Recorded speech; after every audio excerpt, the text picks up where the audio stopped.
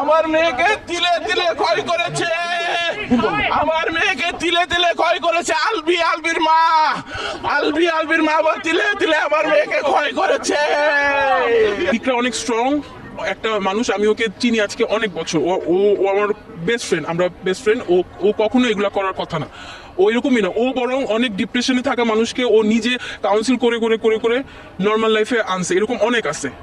Suicide ও কোনোদিন করার কথা না। তিথি মেয়েটার নাম, তিথির সাথে ওর রিলেশনশিপ আছে আছে আছে নাই এগুলো নিয়ে আজকে মোটামুটি 2-3 বছর যাবত এগুলো নিয়ে কথাবার্তা। তো ইকরা আগে থেকে সন্দেহ করতো, বাট আলভি এটা প্রতিনিয়তই বলতো যে না আমরা জাস্ট কলিগ।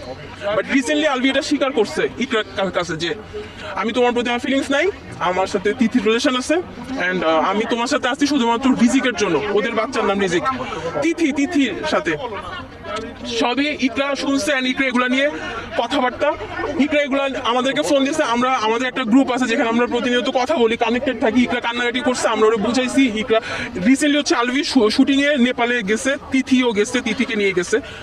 আমরা স্পেসিফিক জানি না আজকে সকালে কি হয়েছে। গতকালকে আগের দিন ইকরা ফোন দিয়ে বলতেছে যে আমি ভিডিও কল করছিলাম, রিজিকের শরীরটা খারাপ, রিজিক ওর পাপার সাথে কথা বলতে চায়, ও ফোনটা পিক করতেছে না। তখন হচ্ছে ইকরা অনেক কান্নাকাটি করতেছিল যে ওই মেয়ের সাথে আসছে। আমি জানি ও কোন রুমে আছে, ডিলাক্স রুম সবই। ওর ওই দিন আবার ওই মেয়ের বার্থডে ছিল, ওই মেয়ের বার্থডে সেলিব্রেট করার জন্য আলভিওকে নেপালে নিয়ে গেছে, এন্ড ইকরা এগুলো সব জানে। ইকরা তখন ওকে ভিডিও কল দিছে, আলভিওকে স্ট্রেট বলছে যে তুমি আমাকে এখন ইচ্ছা করে মানে রিজিক অসুস্থ এটা বলে তুমি আমাকে মিথ্যা কথা বলতেছো, এখন আমাকে তুমি ডিস্টার্ব করতে চাচ্ছ। এগুলো নিয়ে ইকরাকে ও উল্টা ইয়ে করছে। ইভেন ওই মেয়ে আলভির ওয়াইফের সাথে, হাজবেন্ড ওয়াইফের মধ্যে এগুলো নিয়ে ওই মেয়ে হচ্ছে পজিটিভ হয়ে ঝামেলা করে, তুমি তোমার বউয়ের সাথে কেন থাকো, এগুলো নিয়ে ওই মেয়ে আলভির সাথে ঝগড়া করে। এন্ড আলভি আবার তিথি ওইটার স্ক্রিনশটও আছে। তো সবার আগে আমি আসছি বেসিক্যালি, বাকি সবাই আসার আগে ওর অ্যাসিস্ট্যান্টটা ছিল আর ওর কাজিন ছিল একজন। ইকরার কথা বলতেছি। তো আমি সবার আগে এসে দেখছি লাশটা, এরপর পুলিশও এসে আমার কাছ থেকে নিল স্টেটমেন্ট। আমি তখন জিজ্ঞেস করলাম অ্যাসিস্ট্যান্টকে যে কখন হলো কি হলো, কারণ আমাদের সাথে 10টার দিকেও সকাল 10টায় চ্যাট হয়েছে মেসেঞ্জারে। নেপালে যাইতে চাইছিল, আর ওর একটা প্রোগ্রামও আছে, ওর একটা প্রোগ্রামও ছিল আজকে ইফতার পার্টি, তো আমারও যাওয়ার কথা ছিল এখানে। তো যখন হচ্ছে কি ওর কাজিন প্রথমে আমাকে ফোন দিচ্ছে, দিয়ে বলতেছে কান্নাকাটি করে যে আপু তুমি কিছু জানো। তো আমার কথা হচ্ছে আমি তো যা দেখছি সকালবেলা ও ঠিকঠাক, হঠাৎ কি হবে।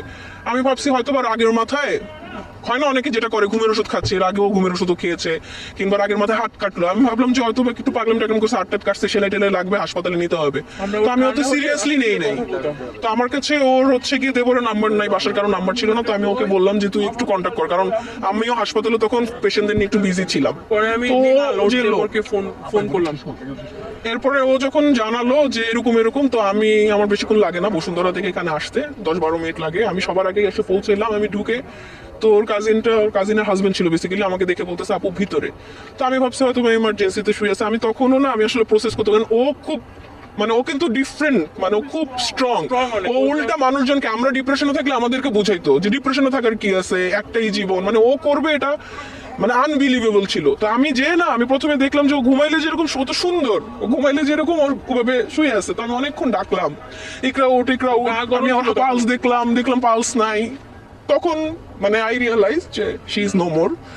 যাই হোক, তো এটা পরে আমি অ্যাসিস্ট্যান্টকে যখন জিজ্ঞেস করলাম, অ্যাসিস্ট্যান্ট, আমি মাঝখানে কিছু জানি না কি হয়েছে, অ্যাসিস্ট্যান্ট বললো যে ওকে আমি জিজ্ঞেস করছি যে তোমাকে কে জানাইছে, বলে আমি ঢুকতে অলরেডি ঝুলে গেছে। আমি তোমাকে কে জানাইছে, তুমি তো এমনি জানো নাই, নিশ্চয়ই ওকে কেউ জানাইছে, নাহলে ও পাশের রুম থেকে কিভাবে জানবে যে ঝুলে গেছে।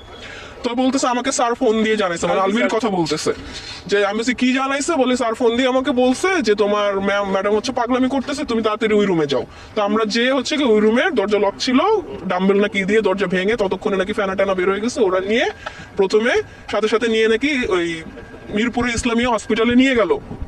এই নিউজগুলো কিন্তু আমরা জানতাম না। এই যে মাঝখানে 2 ঘন্টা যে এত কিছু হয়েছে, যে ওখানে ও এটা হয়েছে, ও হচ্ছে স্ট্যাঙ্গিং করলো, ওকে নিয়ে মিরপুর ইসলামিয়া হসপিটালে নিল, ওইখান থেকে ওরা রেফার করে দিচ্ছে, যেহেতু পুলিশ কেস ওরা তো সরকারিতে রেফার করে। এই জিনিসটা আমি যখন জিজ্ঞেস করলাম যে তুমি কিভাবে জানলা, এখানে এত দূরে কেন আনলা, তখনও আস্তে আস্তে বললো, মানে এর আগ পর্যন্ত এই টোটাল সিনারিওটা কেউ জানে না। পরে আমি বুঝলাম যে ও আসলে বেসিক্যালি ওর হাজবেন্ডের সাথে কথা বলতেছিল, ফোনে কথা বলা অবস্থায় নিশ্চয়ই এরকম কিছু করতেছিল। এই জন্যই আলভি ফোন দিয়ে ওর অ্যাসিস্ট্যান্টকে বলছে যে তাড়াতাড়ি ওই রুমে যেয়ে দেখতে। তার মানে হি নোস, এমন না যে সে কিছু জানে না। সে যে একটু আগে স্ট্যাটাস দিল যে আমি জানি না কি হয়েছে, তো এই স্টেটমেন্টটা পুলিশকেও দিয়েছে ওর অ্যাসিস্ট্যান্ট অর্ক, যে স্যার আমাকে জানাইছে, স্যার জানে দেখে জানাইছে। সো যে ও লিখলো আমি জানি না কেন, আমার আসলে আমার কিছু বলার নেই স্ট্যাটাসের উপরে, but he knows everything. Even তিথির বার্থডে দিন, মানে তিথির বার্থডে হ্যাঁ আচ্ছা, ইকরা হচ্ছে কিছুদিন আগে একটা স্ট্যাটাস দিয়েছিল যে এক্সপোজ অ্যালার্ট বি, এই টাইপের একটা স্ট্যাটাস দেয় আর কি। ও বেসিক্যালি ওই দিন আলভি আর তিথির এই সব কিছু স্ক্রিনশট সহ ছবি টবি সহ যেগুলো পাইছে এগুলো সব অনলাইনে এক্সপোজ করতে চাইছিল। তো বেসিক্যালি ও যখন পোস্টটা দেয়, আমরা যেহেতু খুবই ক্লোজ ফ্রেন্ড, আমি আবার সাথে সাথে ওকে আমাদের গ্রুপে একটা গ্রুপ আছে, ওই গ্রুপে হচ্ছে ভিডিও কল দিই যে তুই কাকে এক্সপোজ করতে চাস। তখন ও বললো যে আলভি। আচ্ছা কেন, কি হয়েছে? আলভি হচ্ছে তিথিকে নিয়ে নেপালে তিথির বার্থডে সেলিব্রেট করার জন্য গেছে। ওরা কোন রুমে আছে সেটাও আমি জানি, আবার সবকিছু কান্নাকাটি। তখন আমরা ওকে বুঝাইলাম যে এখন এই মুহূর্তে হুট করে যদি এক্সপোজ করবি, একটু ওয়েট কর, আগে রিজিক তো বাচ্চা, ওর জন্য তো এটা একটা ট্রমা হবে, একটু ওয়েট কর। এগুলো আমরা ওকে বুঝাইলাম। তারপর দিনও সারাদিন ওর কোনো খবর নাই, ও কিছু খায় নাই, ও রোজা থাকার মতন অবস্থা ছিল না। ও সারাদিন 24 ঘন্টা ও শুধু পানির উপর ছিল, শুধু পানি খাইছে।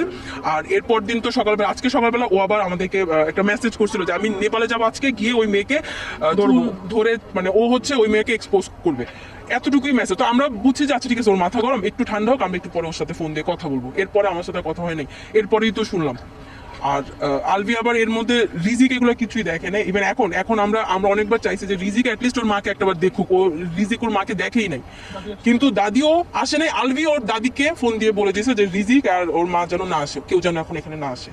তো ইভেন এরপরে আমরা এই খবর আমি ফোন দিয়েছিলাম, আমি আন্টিকে ফোন দিয়েছিলাম, কারণ আমি চাচ্ছিলাম যে যেহেতু ইকরার বডি নীল হয়ে যাচ্ছে, যেটা হয় নর্মালি ডেডের পর, তো আমি চাচ্ছিলাম বাচ্চা মানুষ মাটাকে একবার দেখুক, ছোট মানুষ, যে যতক্ষণ চেহারা ঠিক আছে ততক্ষণে দেখুক। তো আমি এই জন্য ফোন দিচ্ছি, আমি দিয়ে বলছি আন্টি একটু রিজিককে নিয়ে আসেন। পরে বলতেছে আমাকে তো মানা করতেছে ওর বাবা। আমি বলছি আন্টি আপনিও একটু আসেন, নাহলে জিনিসটা খারাপ দেখায়, তাই না? ছেলের বউ মারা গেছে, জিনিসটা খারাপ দেখে, আপনিও আসেন, ওকে নিয়ে আসেন। না যদি আপনি না আসতে পারেন ওকে নিয়ে, তাহলে আমাকে বলেন, আমি কাউকে পাঠাই বা আমরা কেউ এসে নিয়ে যাই। শুধু নেহাল, শুধু ওর দেবর আছে, ওর দেবর মানে জাহের আলভি ছোট ভাই আছে, প্রথম থেকেই আছে, এন্ড প্রথম থেকেই অনেক সবকিছু করছে, সামলানোর চেষ্টা করছে। রিজিককে আনানোর জন্য আমরা এখান থেকে পাঠিয়েছিলাম। রিজিকের দাদি মানে আলভির শাশুড়ি রিজিককে নিয়ে কোথায় গেছে আমরা জানি, সরি আলভির মা রিজিককে নিয়ে কোথায় গেছে আমরা জানি না। ওর নাকি দারোয়ান বললো যে ওনারা বের হয়ে গেছে, ওনারা নাই বাসায়, ইভেন ফোন অফ। তো রিজিককে আমরা তো চাই ডেফিনেটলি যে ওর মাকে দেখুক। তো সবাই আসলে রিজিকের জন্যই ওখানে গেছিল আনতে, বাট ওনারা বাসায় নেই। আমি বেসিক্যালি পুরো জিনিসটা জানতে চাই, এই জিনিসটা আমি চাই আপনারাও জানেন যে বেসিক্যালি কি হচ্ছে, কেন হয়েছে। কারণ এরকম একটা মেয়ে, এমন না হোক যে এমনি এমনি মনের খুশিতে এক গলায় ঝুলে গেছে, বিষয়টা যেন এরকম না ও হয়। মোটেও ডিপ্রেশনে থাকার মেয়ে না, ও ওরকম মেয়ে প্রচন্ড না। হাসি খুশি এন্ড হ্যাপিনিং মেয়ে। আপনারা ওর আগের দেখলেও বুঝবেন যে ও যত সিচুয়েশন হোক না কেন অনেক স্ট্রং।